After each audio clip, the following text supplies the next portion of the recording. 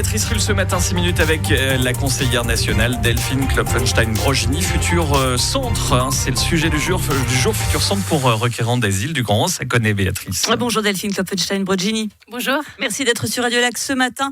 Les enfants donc de ce futur centre fédéral d'asile du Grand Saconnet ne seront pas scolarisés dans les écoles genevoises, mais au sein du centre. C'est ce que révélaient nos collègues de la RTS.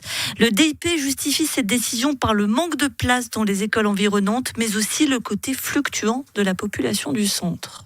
Eh bien, je peux pas entendre un tel propos. La scolarisation des enfants, que les enfants viennent de loin ou viennent d'ici, les enfants ont droit à la scolarisation. Et aujourd'hui, on sait, le canton de Genève, les cantons qui hébergent ces fameux CFA, ces centres fédéraux d'asile, ont une marge de manœuvre, notamment celle de pouvoir scolariser des enfants en dehors de ces centres. La scolarisation, on le sait, on s'est assez battu depuis assez d'années.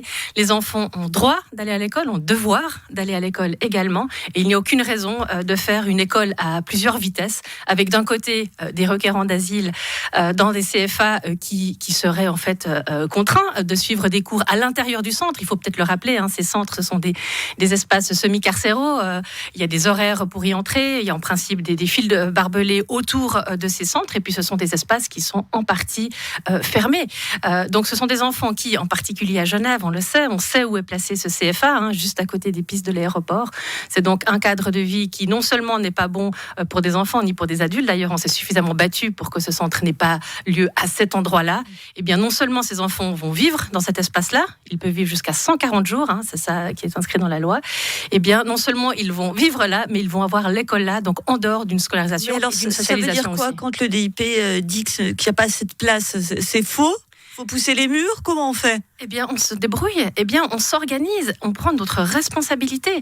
Je pense que ça aussi, c'est un devoir du canton. Mais très concrètement, imaginons vous êtes à Nilpold, qu'est-ce que vous faites? Eh bien, on organise avec les communes, on trouve des places avec les communes, et puis avec des communes avoisinantes peut-être aussi, avec des bus qui peuvent amener des enfants un peu plus loin, si le Grand Saconnet ne peut pas héberger tout de suite des enfants, parce qu'en effet, on peut reconnaître la fluctuation, mais on peut aussi reconnaître notre responsabilité, c'est-à-dire de se débrouiller, trouver des solutions pour que ces enfants puissent aller à l'école. Et ça a été aussi un engagement, je me rappelle, il y a de nombreuses années, au Grand Conseil, on avait déjà discuté de ce centre avant même qu'il voit le jour, en disant, eh bien, le canton a une marge de manœuvre. Cette marge de manœuvre, il va devoir l'utiliser. Celle-ci va devoir être notamment d'avoir un personnel qui soit bien formé, d'assurer la scolarisation en dehors du centre des enfants. C'est le minimum qu'on peut apporter pour des parcours de vie qui sont difficiles. Ces enfants ont droit, ont devoir d'aller à l'école, et je ne comprends absolument pas la décision genevoise aujourd'hui. Le centre fédéral d'asile du Grand Saconnet qui doit ouvrir cet été,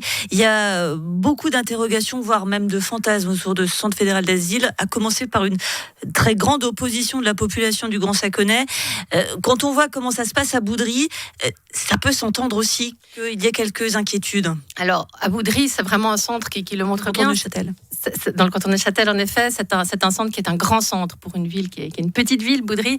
Et c'est vrai que l'important pour moi, c'est vraiment d'avoir des centres qui soient aussi à taille humaine, d'avoir plusieurs centres à taille humaine, et puis aussi dans des milieux plus urbanisés. On le voit, il y a un très bon exemple, c'est à Zurich, dans le Kreisvier, qui est Vous voulez le mettre en place de la ville de Genève? Bien, typiquement, je pense que c'est vraiment important d'avoir aussi de pouvoir, et ça fait partie de l'intégration, et aussi d'une meilleure appréhension aussi des centres comme ceux-là. Et je pense qu'on doit vraiment réussir, et l'exemple zurichois pour moi est un bon exemple, parce qu'ils ont même réussi à faire un café interactif où on peut aller prendre un café et puis aussi du coup discuter avec des personnes qui sont résidents et résidentes de ces centres. Donc des solutions existent bien sûr, et puis on se rappelle aussi, il y avait eu des différents scandales, notamment de la part de la police privée. Souvent c'est avec des tabassages, on va utiliser les mots. Exactement. Et par la justice. Et il y avait donc eu suite à ces scandales un rapport du juge Oberholzer qui avait simplement fait des recommandations en disant, eh bien, il faut que le personnel de ces centres soit beaucoup mieux formé, et puis les personnes requérants qui habitent dans ces centres jusqu'à 140 jours, c'est pas rien, eh bien, elles doivent pouvoir être mieux hébergées, d'avoir des conditions de vie qui soient beaucoup plus dignes que ce qu'on a pu voir jusqu'à présent. Ce rapport est sorti avec des recommandations. Eh bien, qu'est-ce qui s'est passé à Berne? La nouvelle révision qu'on a travaillée d'ailleurs et qui va être finalisée en mars à la session, eh bien, on durcit durcit tout simplement le cadre pour les requérants. Alors on passe au fond de réflexion sur une meilleure protection de ces requérants et requérantes d'asile à finalement une loi qui les traque. Mais pardonnez-moi, il y a un durcissement à Berne. À Genève, on va dire que c'est une politique assez dure qui est décidée. C'est un pas contre-courant ce que vous portez finalement. C'est pas contre-courant, c'est simplement fidèle à la Convention des droits de l'enfant, c'est fidèle aux recommandations de la Commission fédérale de la migration qui toutes disent on doit au minimum préserver la dignité des enfants. C'est un b.a.-ba.